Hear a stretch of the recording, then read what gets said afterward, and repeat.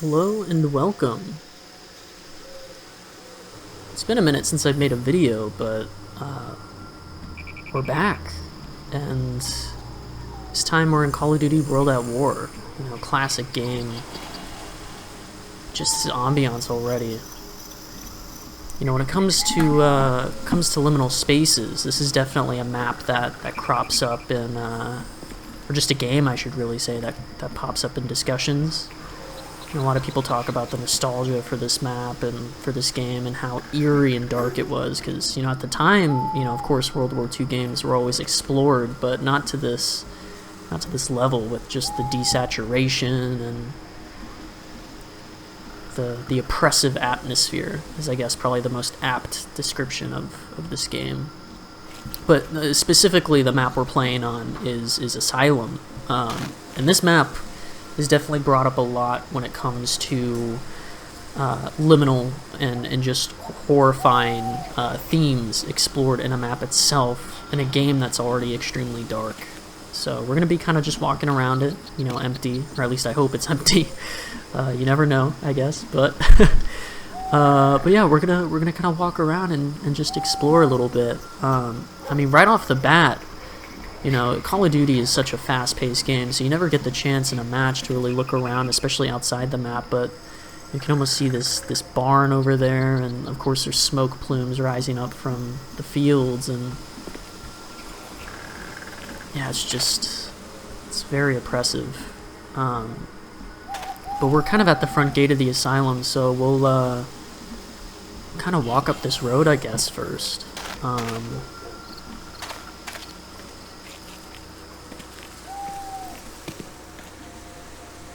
But yeah,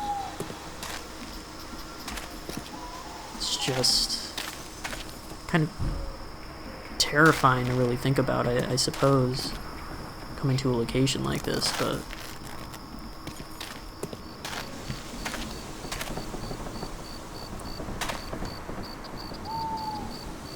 God, you can almost hear like creaking floors up on the second story, like right above me.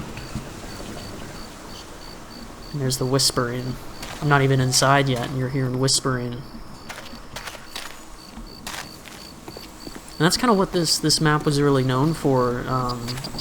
You know, these little Easter eggs that, you know, like I said, it's such a fast-paced game, so you never really expect to pick these up, you know, in a match. Maybe you'll hear the whispering if you're camping or something, but God, yeah, just really trying to take in the atmosphere here. It's such a unique feeling. You know, a lot of games nowadays don't really explore the art of levels to this degree, and it's so gorgeous. All right, we'll head back out. We didn't really explore a lot of the front yet. We'll go up here first. Kind of explore this like chateau area. And, you know, thinking about what this location is supposed to be initially anyways, you know, asylums, they can be very, very creepy at first glance, but oh, this is gorgeous, especially in here. I completely forgot this existed. It's kind of like a chateau garden area. But I mean, asylums are so much more than just a creepy hospital. Essentially, you know, there's a lot of sickness. Kind of explore survivalist challenge completed. Nice, still earning challenges. But you know, there's a lot more narratives to asylums than just like, oh, this is a scary place where insane people go. You know, a lot of times they're built in beautiful locations, and you know, there's beautiful parts of asylums, like kind of up there, you know, this little garden area, and but it definitely takes a more haunted approach with this level. So I guess we'll kind of just explore the bottom story first. Just step in through here and hear electricity going off. If I'm not mistaken, it's this room that you can hear it.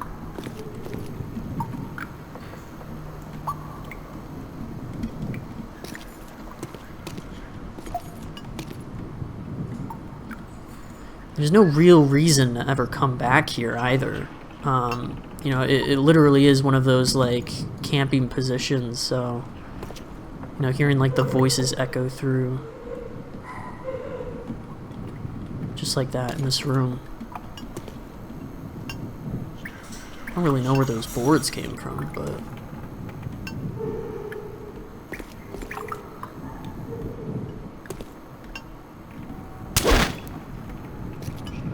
yeah, it's definitely in that room. The haunted closet.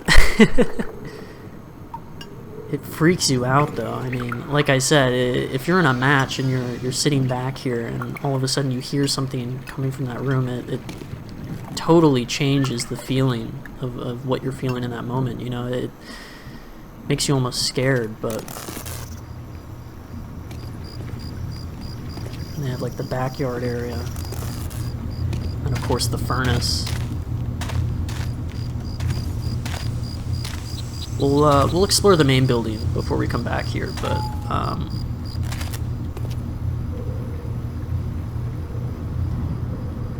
yeah, just the atmosphere. You know, you're gonna hear a lot of that, especially while I'm exploring this map. But just this series in general. You know, this theory of liminal spaces, and you know, closely relates to dilapidation. You know, it's the recognition of almost something familiar but not. And of course, the talk of a transitional space. You know, a hallway like this is a great example where, you know, if you frame it right, especially like coming back here, it's just a very creepy feeling. You know, not being able to see where the stairs go up. You know, you can tell it's a little darker up there. Of course, there's like that light shaft kind of at the end there, but it's the uneasiness of knowing what's around the corner, and since the building is also dilapidated, there's not really a sense of normal progression through it. You know, you can walk through hallways and be led on a linear path, but at any point like this, you know, there's cave-ins, and it creates new areas into the space that your mind and body just aren't used to. And this was definitely a part of the map I wasn't as familiar with back here. You know, I believe this was one of the team spawns. Coming back to it now, I wonder if you can peer through here. Yeah, you can. Just a little bit. You know, kind of reinforcing the idea that these places, these asylums, are built in such beautiful places. But especially when you put it against the backdrop of, you know, the Second World War, adds a whole new connotation to the location beyond just strictly being this asylum.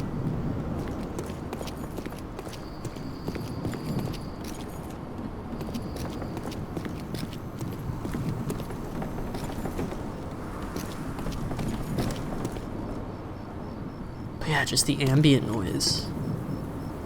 You can hear almost like the wood creaking against the wind. Just like that. Blowing against the boards.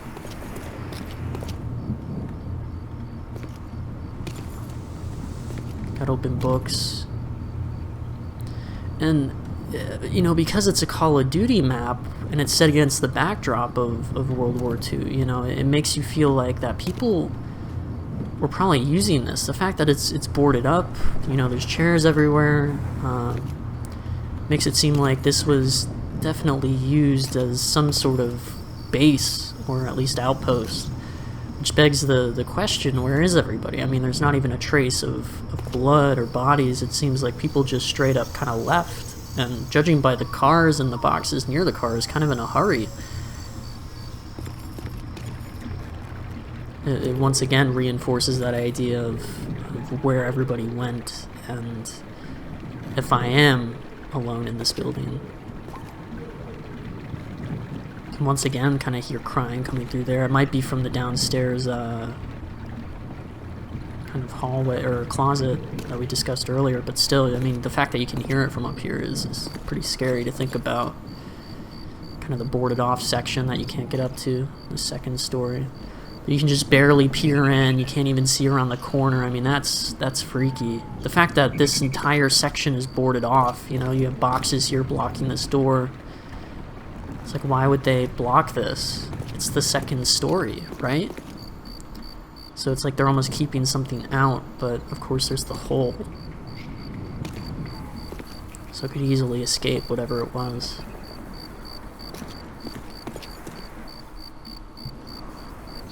Of course, you have kind of the main section of the map. I'm sure everybody that is nostalgic for this game remembers this corner. This was the place to be defending.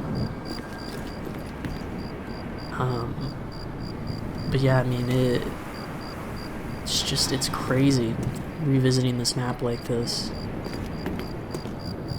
Got the bed frame here. I never even noticed this bed frame here. I mean, that's such a bizarre piece of cover. But of course you have these like dollies all over the place as well.